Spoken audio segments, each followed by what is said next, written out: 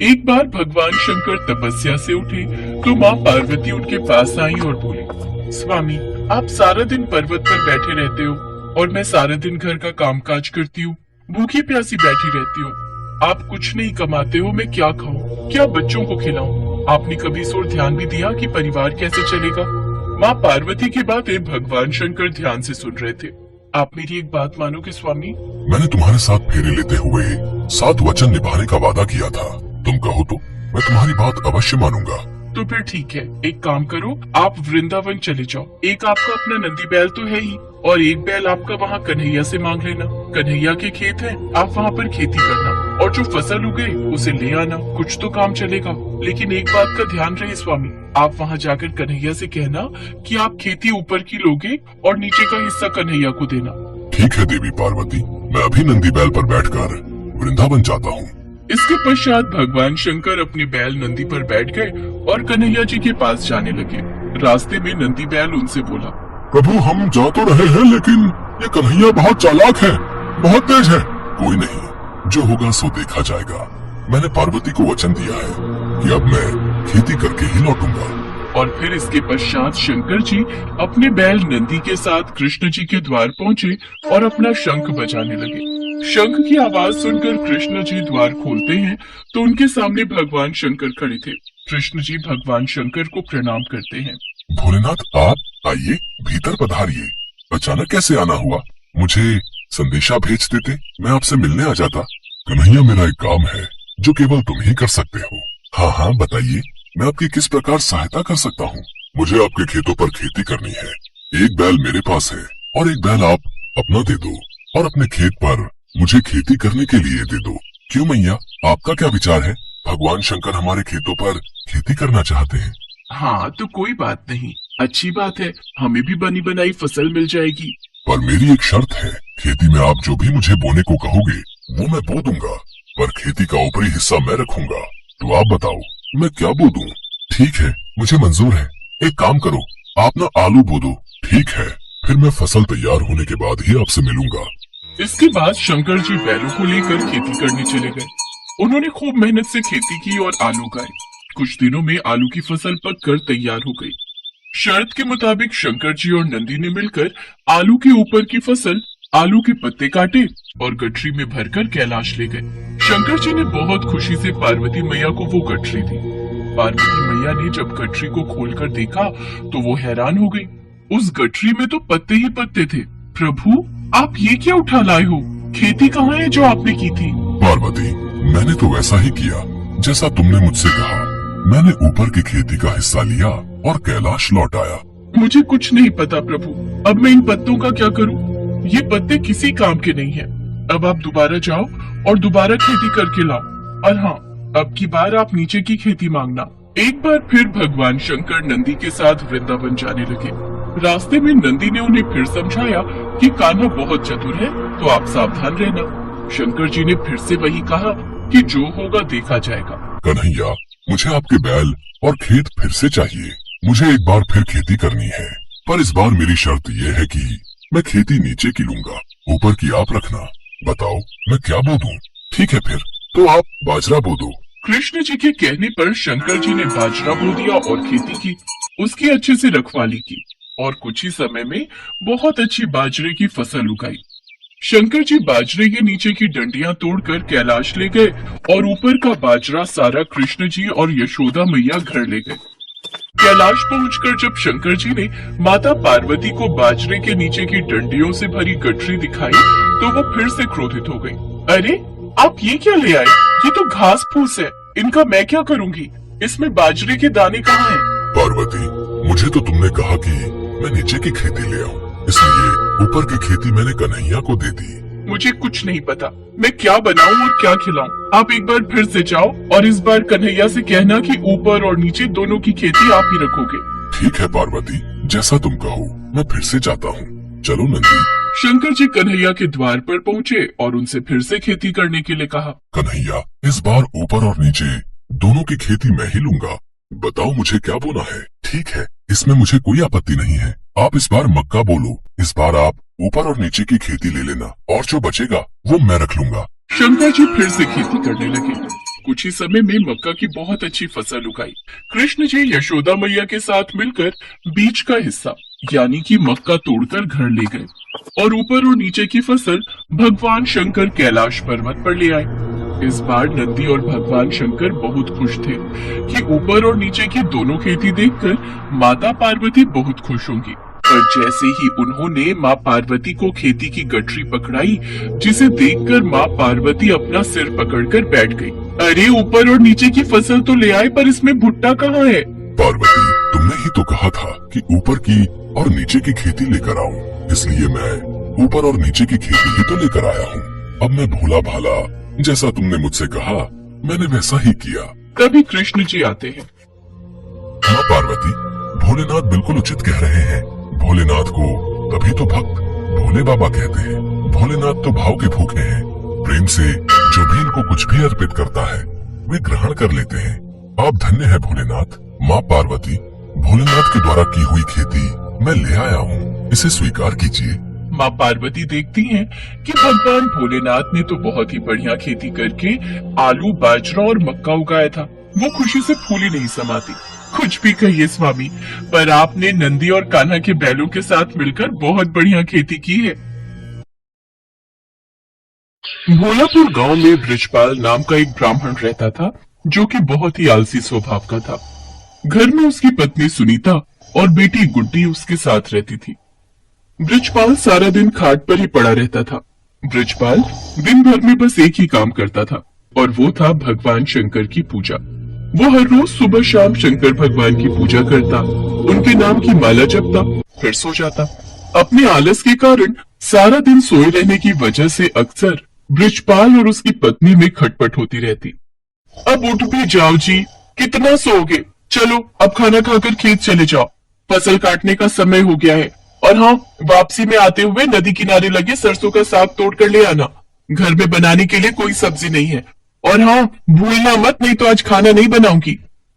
अपनी बीवी की बातों को नजरअंदाज कर ब्रिजपाल फिर से चादर तानकर सो जाता है। सुनीता गुस्से में लाल पीली हो जाती है। उधर कैलाश में बैठी माँ पार्वती शंकर भगवान से कहती हैं, हे नाथ, ये आपका कैसा भक्त है जो आपकी भक्ति के अलावा और कुछ काम नहीं करता, बस अपने आलसी शरीर के कारण खाट पर ही पड़ा रहता है, कोई कर्म नहीं करता। आपको तो ऐसे भक्त का मार्गदर्शन करना चाहिए।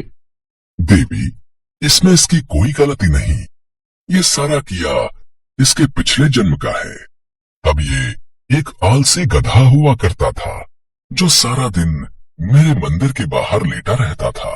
मंदिर में जब भी मेरे नाम का उच्चारण भक्तगण करते तो उसका स्रोत उसके कानों में गूंजता और उसे नींद में भी मेरा ही नाम सुनाई देता।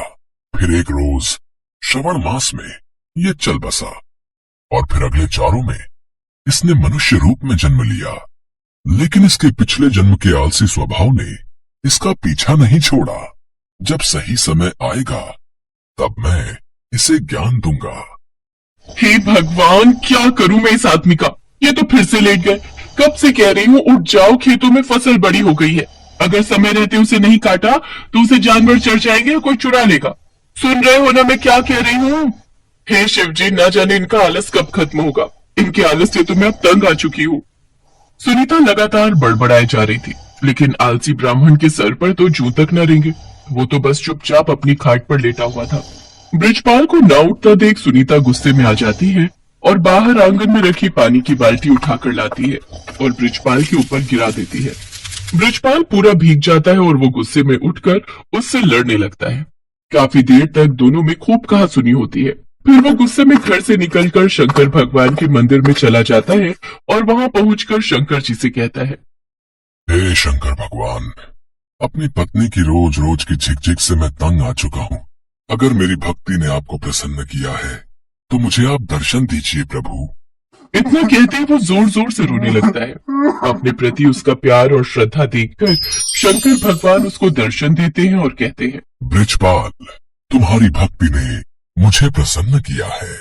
तुम सचमुच मेरे परम भक्त हो। कहो, तुम्हें मुझसे क्या वरदान चाहिए? हे प्रभु, मुझे ऐसी कोई चीज दीजिए जो मेरी हर बात माने और मेरा सारा काम कर दे। ये लो, मेरा ये छोटा त्रिशूल, तुम इस त्रिशूल को जहां भी रखोगे वो अपना काम खुद ही करने लग जाएगा और काम पूरा होने के बाद ही रुकेगा। लेकिन हाँ, अगर तुमने इसे काम के लिए मना किया तो ये हमेशा हमेशा के लिए गायब होकर वापस मेरे पास आ जाएगा। भगवान शंकर उसको त्रिशूल देखकर अंतर ध्यान हो जाते हैं। त्रिशूल देखकर बृजपाल ये सोचकर बड़ा खुश हो जाता है कि अब से उसे कुछ भी काम नहीं करना पड़ेगा। इसके बाद वो त्रिशूल लेकर घर पहुंचता है और अपनी पत्नी और बेटी को त्रिशूल के बारे में सारी बात बताता है। अगले दिन सुबह ही बृजपाल ने भगवान शंकर का नाम लेकर उस त्रिशूल का इस्तेमाल शुरू कर दिया। वो जैसे ही त्रिशूल को घर के बीचों बीच रखता, सारे घर में अपने आप ही सफाई हो जाती। वो जिस भी चीज पर उस त्रिशूल को रख देता वो अपने आप काम करने लग जाता। खेतों में रख देता तो अपने आप ही सारी फसल कट जाती। ऐसे ही कई दिन बीत जाते हैं। एक रोज जब सुनीता गुड्डी के साथ अपने मायके गई होती है तो बृजपाल त्रिशूल को गैस के पास रखकर कहता है, मेरे लिए जल्दी से स्वादिष्ट सा भोजन तैयार कर दो।